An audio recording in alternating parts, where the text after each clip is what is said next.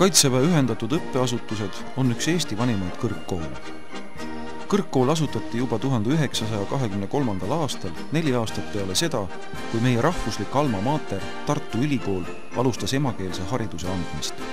Kuigi Kaitseväe ühendatud õppeasutused olid sunnitud oma tegevuse 1940. aastal lõpetama, sai taasiseseisvumise järel 1998. aastal võimalikuks Kaitseväe ühendatud õppeasutuste taasasutamine. Praegune Eesti rahvuslik ohvitseride kõrgem õppeasutus loeb ennast seetõttu õigusega enne sõjaaegse kõrgkooli õigusjärglaseks. Seda järjepidevust rõhutatakse ka enne sõjaaegse embleemi kasutamisega nii vormil kui ka asutuse sümboolikal ja dokumentidel. 2003. aasta suve lõpul, enne uue õppeaasta algust, täpsemalt 29. ja 30. augustil, tähistas Kaitseväe ühendatud õppeasutused oma 80. aasta juubelit. Selles videos teeme aset leidnud sündmustest lühikese läbilõike ja ülevaate. Kaitseväe ühendatud õppeasutuste pidustuste esimene päev, 29. august, oli kõige sündmuste rohkem. Kõigepealt toimus õppeasutuste aulas pidulik aktus. Kutsutud külaliste seas oli mitmeid tähtsaid avaliku elu tegelasi nii kodu kui ka välismaalt.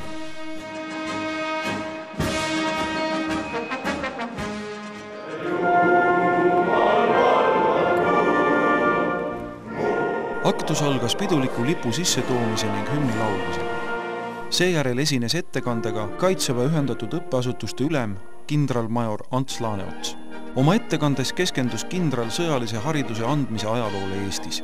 Esmalt tutvustas ta Kaitseväe ühendatud õppeasutuste ajalugu teise maailmasõja eelsel perioodil, millele järgnes ülevaade Eesti ohvitserkonna koolistamisest taasiseseisvumise perioodil, kuni tänase päevani välja. Peale seda esinesid päevakohase tervitusega kaitseminister härra Margus Hanson, haridus- ja teadusminister härra Toivo Maimets ning lõpuks Kaitseväe juhataja viitseadmiral Tarmo Kõuts. Kaitseväe juhataja ütles oma kõnes, et Kaitseväe ühendatud õppeasutustel on Eestis täita eriline roll. Sõjalist kõrgharidust andev õppeasutus koolitab eelkõige juhte, kes peavad hakkama saama kahes vastandikus keskkonnas, nii rahu kui ka sõjatingimustes. Kuigi selliste juhtide koolitamine on palju keerulisem ja aega nõudvam kui näiteks tsiviilülikoolides, on see eesmärk seda väärt, sest Eesti riikluse üks alustalasid on oma rahvusliku ohvitserkonna olemasolu. Sõnalise osa lõpus andis kindralmajor Ants Laaneots tänukirjad Kaitseväe ühendatud õppeasutust aidanud isikutele ja organisatsioonidele.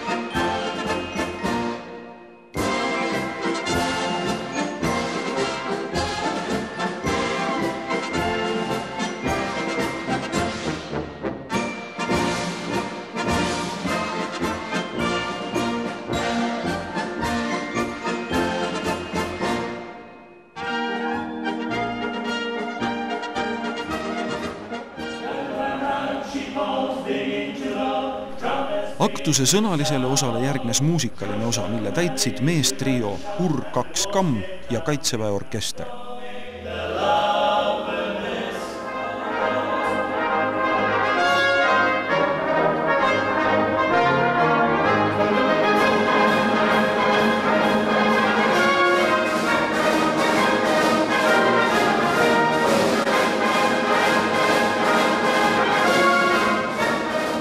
Pärast aktust kogunesid kõik huvilised Kaitseväe ühendatud õppeasutuste muuseumi, kus avati uuendatud näitus militaarhariduse ajaloost Eestis.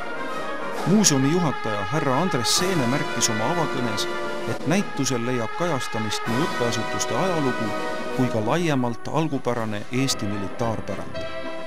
Kajastatud on ka 1990. aastad ja ohvitseriõppe taastamine Eestis kuni tänase päevani.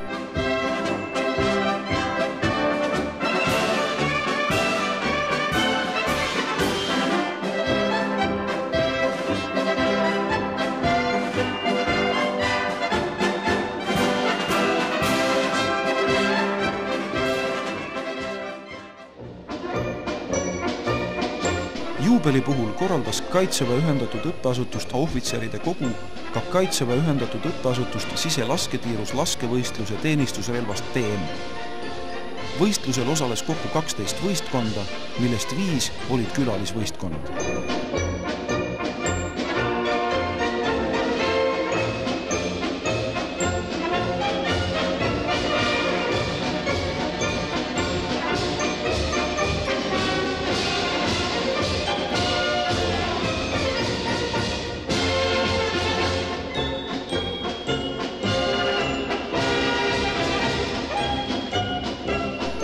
Individuaalses arvestuses sai parima koha 6. põhikursuse kadett Andres Ojalt tulemusega 80 silma 100.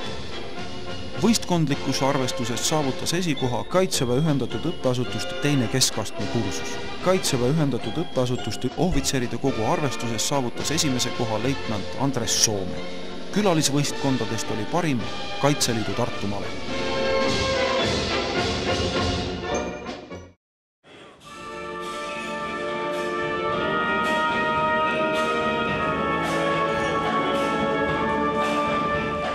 Päeva viimaseks, kõige pidulikumaks ürituseks oli Kaitseväe ühendatud õppeasutuste ülema pidulik vastuvõtt.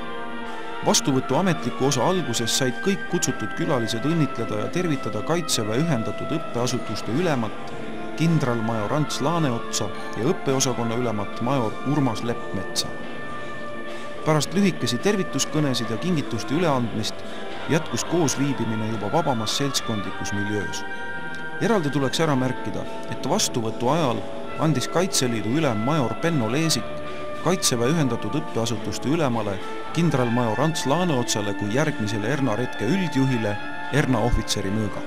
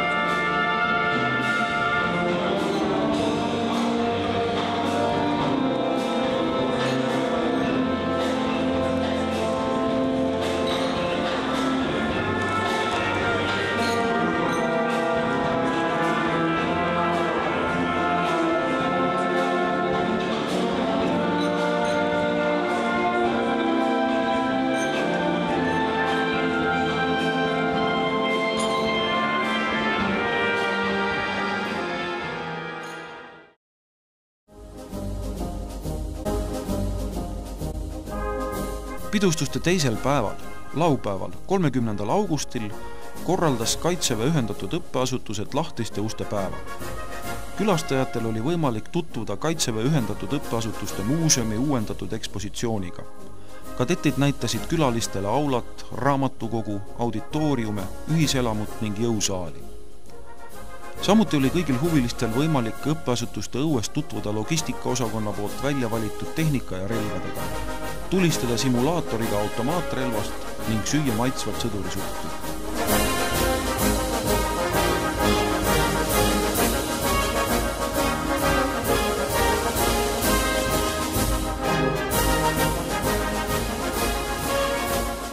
Igal täistunnil viisid kadetid läbi sõusugemetega demonstratiivesinemise, milles nad tutvustasid linnarahvale oma igapäevast päevarütmi ja tegemisi.